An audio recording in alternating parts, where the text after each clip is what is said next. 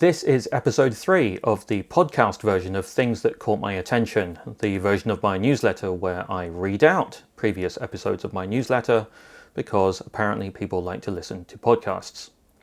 Episode 3 is based on Season 17, Episode 9, What Does It Take to Trust? And the Young Ladies Illustrated Tour Guide. This was originally written on Monday the 12th of February 2024 in Portland, Oregon, nearly 2 years ago. What does it take to trust? I've thought out loud before about what would be needed for a useful intelligent assistant, most recently back in Season 17, Episode 4.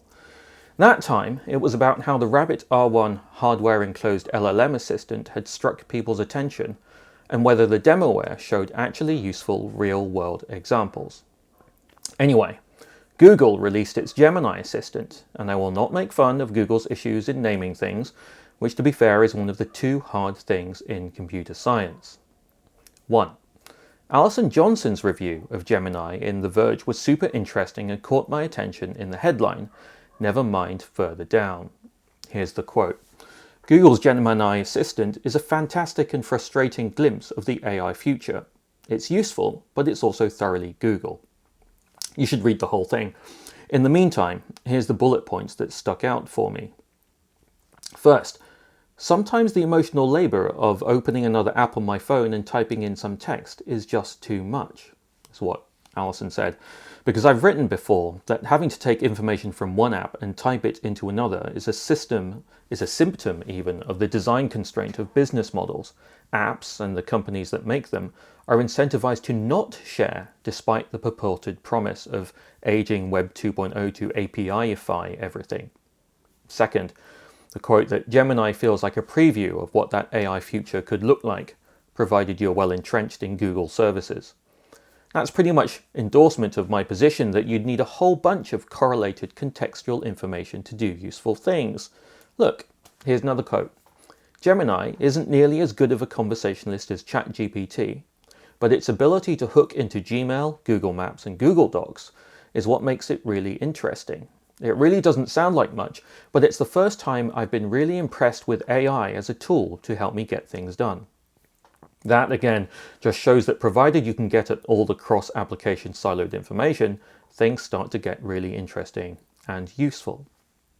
I wrote before that you don't want an intelligent assistant, but perhaps the more interesting and provocative question is, under what conditions would you want a useful intelligent assistant? When would you be happy to have one? And by happy, I mean would choose to willingly, rather than because I've been kind of forced into making a less than compelling bargain with few to no choices. Here's what I thought at the time. Now, I assume there are people out there who'll throw their hands up and declare a sort of fuck it, you all know everything about me anyway. It's not like there's any use fighting anymore. And that the utility of the purported intelligent assistant will outweigh any qualms about any future abuse, evasion, or third-party breach of privacy. But what I'm saying is that the need for more contextual information is asymptotic. More information will always be better, so there will always be requests for more information if, for example, we are lazy and we want to utter some magic words and have brooms sweep everything up for us. And that was back in Season 17, Episode 4. The deal is that the useful intelligent assistant, like the useful valet or executive assistant or secretary, would know so much about you that they'd know intensely private things about you, perhaps even things that you would wish to keep secret from the closest people in your life. Science fiction and fantasy is littered, citation needed, or just take it as read, with examples of such close familiars who know you better than yourself. What might that look like? Bearing in mind that some of these requirements are more like a wish list and on the, well, that would be nice, but it would be impossible, unrealistic end of things, it would need to be, something like this, an exhausted thinking out list. It would need to be discreet. It would need to be verifiably unable to exfiltrate information to third parties. It would need to be able to do what I mean, not what I say.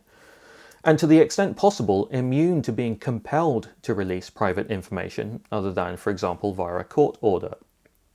In fact, it might be a bit like that long-established law firm with which you might entrust secrets to after your death, the one where the kindly old man in the hat hand-delivers the sealed envelope to whomever needs it based on your instructions.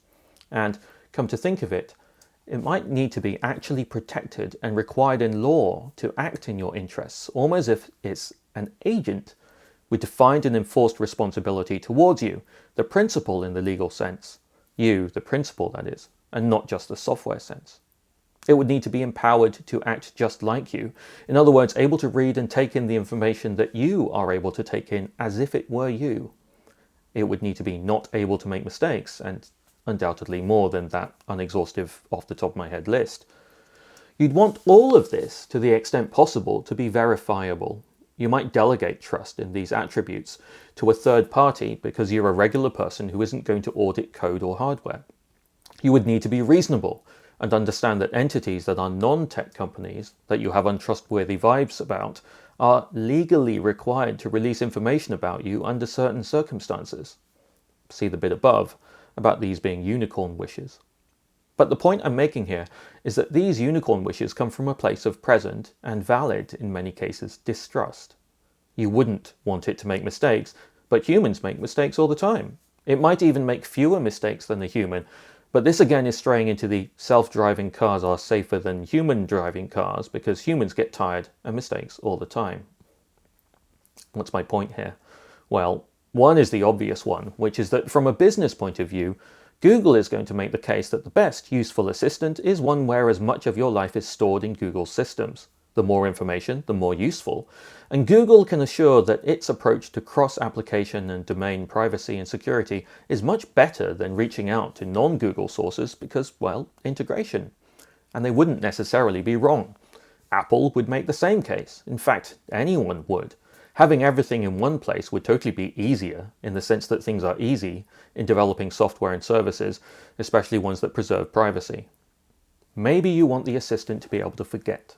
Maybe you want it, unlike Albert, say, or Jarvis or Samantha, to have access to information in a domain based on criteria like, for the next day, you can totally read my medical records, and then know that after that, access had been restricted.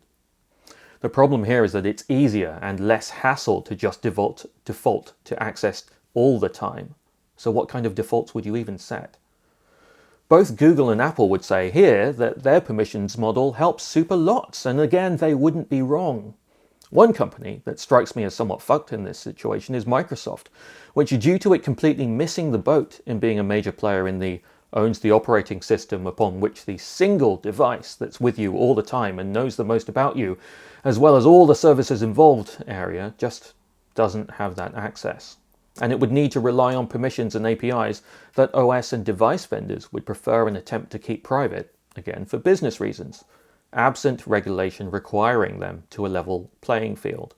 In fact, we see this already, based on Apple's complete and utter tantrum about fulfilling the requirements of the EU's DMA, and its press release being very, very, very specific about the perceived privacy and security risks created by the Digital Markets Act.